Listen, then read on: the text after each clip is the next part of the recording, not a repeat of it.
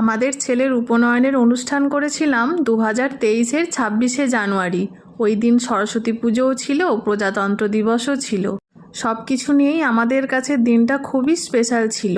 তো এই উপনয়ন নিয়ে দুটো ভিডিও আমি অলরেডি চ্যানেলে শেয়ার করেছি।